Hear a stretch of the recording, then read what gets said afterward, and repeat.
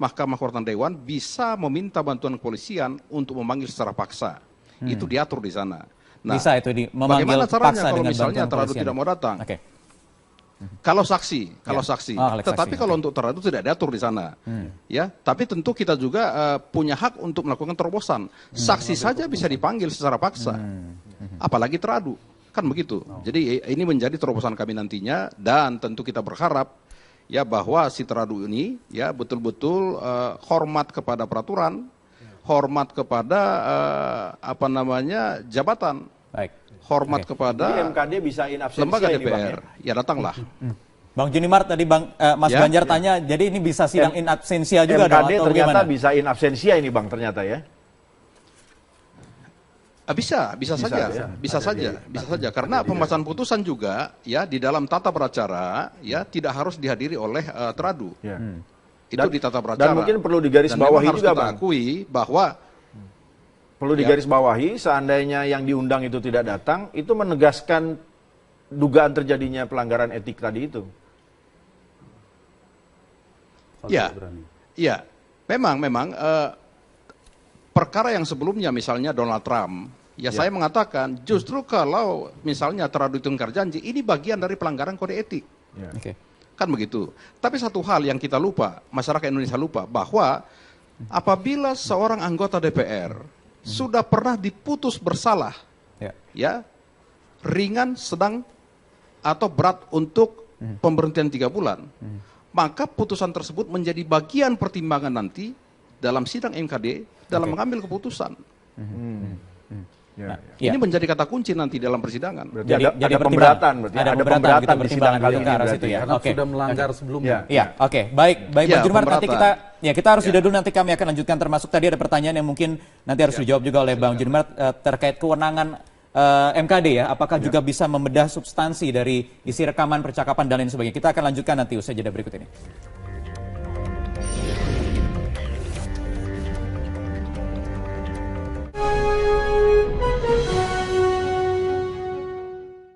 Ya, kembali di Prime Time News. Mas Ganjar mungkin bisa menanggapi ini, agak sedikit keluar dulu dari proses etik di MKD. Ini ada statement dari Nazarudin, mungkin sekitar 1 tahun yang lalu, ini terkait Setia Novanto, Mas, yang tadi dikatakan bahkan KPK saja tidak berani untuk masuk. Apa tanggapannya, Mas? Kalau tadi dikatakan harus proses hukum juga bisa berjalan beriringan. Gini, kalau ngukur berani nggak beraninya mungkin agak sulit ya, agak sulit. Tapi poinnya begini. Apakah cerita-cerita mengenai proyek itu bisa diklarifikasi kebenarannya? Makanya seperti yang saya bilang tadi waktu menanggapi pernyataan Pak Ruki, ya dilidik dong. Kalau memang ada tindak pidananya naik penyidikan, kalau tidak ada ya sudah selesai, tutup. Ini kan bahkan penyelidikan saja jangan-jangan tidak dilakukan. Apa tadi yang disebut DPR, gedung DPR, IKTP dan lain-lain, itu kan sepanjang ingatan saya ya, kok sepertinya belum pernah ada kasus hukum ini, baik di kepolisian, di kejaksaan maupun di KPK. Gitu. Jadi kalau kita bicara berani nggak berani, tiga-tiganya nih kita tanya berani atau enggak. Gitu. Cuma kalau saya lebih kepada begini, cerita ini cerita yang bisa diklarifikasi dan bisa didalami. Ya. Nah, cuma tinggal poinnya begini, seberapa sulit mendalami, seberapa effort yang harus dilakukan, gitu ya. Nah, tapi kalau melihat nilai proyeknya besar, berarti permainannya besar, menurut saya sih pantas kalau penegak hukum atau KPK mendalami. Jadi sekali lagi tidak cukup hanya berhenti di etik saja gitu? Nggak cukup berhenti di etik saja, harus masuk ke proses hukum, termasuk yang sekarang ini. Walaupun begini ya, dari segi tindak pidana, ini minimal yang dilakukan, yang terjadi ini kan minimal percobaan penipuan. Ya. Atau bisa pasal 2 Undang-Undang Korupsi, memperkaya diri secara melawan hukum, walaupun belum mendapat apapun. Gitu ya. Tapi memang pasal 2, pasal 3 itu tidak mensyaratkan orangnya mendapatkan sesuatu atau negara dirugikan, keuangan negara atau perekonomian negara. Tidak mensyaratkan, karena di situ ada kata dapat. Ya. Nah di pasal 3 dia bilang dengan tujuan menguntungkan diri sendiri atau orang lain atau koperasi. Jadi tujuannya saja cari untung. Jadi ini Polri harusnya sudah bisa masuk melalui semuanya sebetulnya menurut saya. Kalau bicara undang-undang korupsi, Polri bisa, Kejaksaan bisa, KPK bisa. Ya, tapi yang tadi saya bilang, skup yang lebih luas, kalau ada tindak pidana di luar korupsi, ya hanya polisi yang bisa. Ya, kalau ada undang-undang itu. Tapi kalau undang-undang ITE, ya bukan Pak Setia Novanto dong yang disasar. Ya, yang menyebarluaskan Pembicaraan, nah pertanyaannya termasuk tudingan ini sadapan begitu. Iya. Nah, kan gini, kalau bicara sadapan, ini kan sudah tegas ini bukan penyadapan, ini rekaman pembicaraan. Itu bukan penyadapan, sehingga kita tidak relevan kalau bicara, oh ini ada yang tidak berwenang menyadap. Nggak ada penyadapan, ini merekam pembicaraan.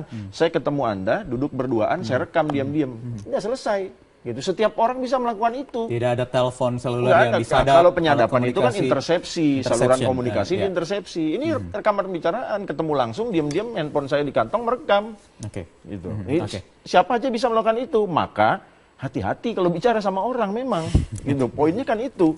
Baik, kita bergeser lagi. Tadi proses hukum, proses etik, proses politik. Mas Hanta, hari ini ada sikap dari sejumlah anggota DPR yang mengajukan mosi tidak percaya kepada Iya, dikawal semuanya. Satu hukum, yang kedua etik, tadi MKD tadi melewat Pak Julimat, yang ketiga politik. Dan 3 dimensi itu dikawal oleh publik, penting untuk mengawal proses semuanya. Kalau politik ada 3 jalan menurut saya. Kalau mosi tidak percaya itu gerakan moral. Secara aturan di internal, peraturan di DPR itu tidak ada istilah mosi tidak percaya. Tapi sebagai gerakan moral boleh-boleh saja.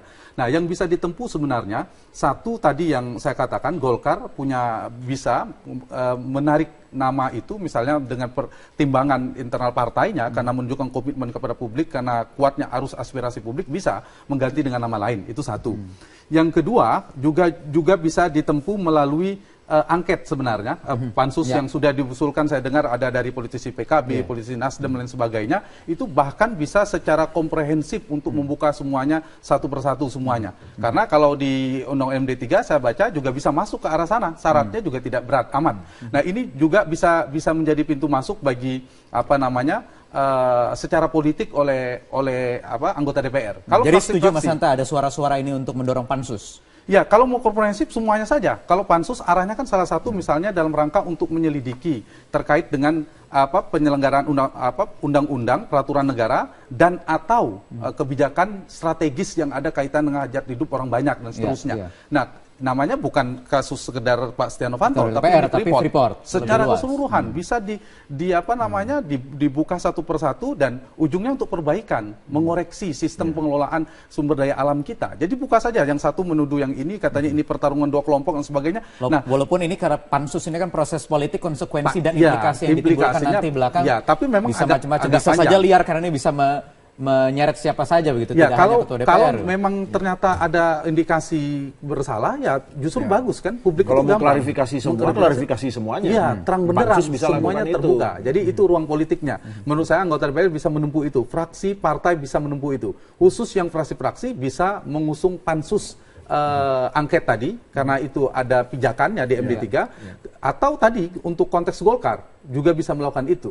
Daripada misalnya tadi ada dugaan, Mas Ganjar juga mengatakan kemungkinan intervensi kan jadi di pasal 145 mungkin sekedar mau didukungan kepada Pak Julimat dan kawan-kawan, itu kalau ada pimpinan, anggota atau unsur fraksi yang melakukan intervensi, itu dilarang, ada di jelas MD 3. Bahkan bisa diadukan lagi nanti oleh masyarakat. Bisa diadukan lagi diadukan lagi ke. Tapi yang saya lebih khawatir sebetulnya bukan intervensi. Yang saya khawatirkan bukan intervensi, sabotase dari dalam oleh anggota Partai Golkar yang ada di MKD. Itu bukan intervensi, itu sabotase dari dalam. Jadi itu saking luasnya makna tadi yang disampaikan oleh ketua fraksi kan. Tapi konstelasi politik memang sulit ya. Dari 17 anggota MKD itu konstelasinya kan jelas. Di sana ada Golkar yang jumlahnya lebih banyak dari partai yang lain misalnya. Nah, ini tetap harus dikawal publik. Satu, Mas Ganjar tadi saya katakan secara hukum dikawal oleh publik. Etiknya di MKD kita tetap titipkan optimisme untuk MKD proses, dan di politiknya ada jalurnya juga kita support. Baik, terakhir Bang Junimart ini yang harus menjawabnya sekali lagi, bagaimana meyakinkan publik supaya MKD ini tidak ada intervensi dari luar? Ya, Wahyu, ini perkara yang sangat sederhana menurut saya. Ya, tetapi satu hal, saya berharap sidang ini bisa terbuka untuk umum. Jadi betul-betul terbuka untuk umum agar masyarakat, teman-teman pers bisa melihat jalannya persidangan. Yang kedua, ini kan masalah integritas. Setiap anggota DPR harus menghindari perilaku yang tidak patut, tidak pantas, dan harus menjaga harkat, citra, dan martabat DPR. Pertanyaannya, apakah diperbolehkan seorang anggota DPR bertemu di luar untuk membicarakan proyek. Sederhana masalahnya. Oke. Kan begitu. Jadi tidak terlalu sulit bagi kami. Tidak perlu membedah, Wahyu. menguji secara substansi, secara mendalam. Betul. Cukup hanya membuktikan benar atau tidak Tinggal penyalahgunaan kewenangan gitu ya. Pertemuan dan kata-katanya. Ya, betul. Ada nggak pertemuan itu di luar? Dalam rangka apa? Ya kan, ini kan pejabat. DPR kan itu pejabat negara. Boleh tidak membicarakan proyek dengan orang lain di luar. Apapun alasannya, kami hanya 3 fungsi. Fungsi legislasi, fungsi pengawasan, dan fungsi budgeting. Cuman 3 fungsi kami. Oke. Paling tambah 1 fungsi diplomasi. Baik. Itu pun kalau diperlukan. Baik. Begitu Wahyu. Oke, baik. Berarti sedikit sederhana saja dan publik mendengar kan Pak Juli mengatakan Wakil Ketua MKD. Sangat sederhana. Ya, sederhana Sangat dan sederhana. pertemuan itu tidak sampai membedah rekaman dan sebagainya. Itu pun sudah melanggar etik sebenarnya karena di luar fungsi. Nah, karena itu kita tunggu keputusan MKD. Ditunggu. Setelah ini. Hari Senin kalau memang sudah begitu sederhana tadi yang disampaikan oleh Bang Junmar, seharusnya nanti mudah ke depan ya. Mudah-mudahan Senin ada kepastian, ini publik dan juga media bisa ikut mengawal proses penyelidikan, proses persidangan di Mahkamah Kehormatan Dewan dengan transparan. Ya, gitu Wahyu. ya. Bisa Tolong hadir. kami dikawal. Baik, kami akan Tolong kami mengawalnya dikawal Bang di MKD. Junmar. Terima kasih atas waktunya malam hari ini di Prime Time News. Siap, makasih. Ya, dan juga Mas selamat malam. Hanto Yuda dan Mas Ganjar Laksmana atas waktunya di Prime Time News. Terima kasih Bapak-Bapak.